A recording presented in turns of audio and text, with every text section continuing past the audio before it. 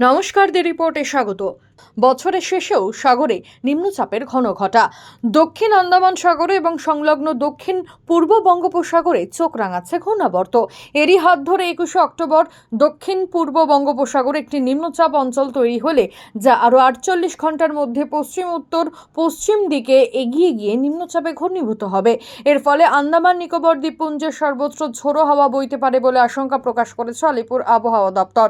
অন্যদিকে মৌসুম ভবনের পক্ষ থেকে জানানো হয়েছে, নিম্নচাপে পরিণত হওয়ার পর তার গতিবিধি বাড়তে থাকলে তা পরিণত হতে পারে ঘূর্ণিঝড়ে। আগামী 23 তারিখ পর্যন্ত আন্দামান ও নিকোবর দ্বীপপুঞ্জে ভারী থেকে অতি ভারী বৃষ্টির সতর্কতা জারি করেছে মৌসুম ভবন।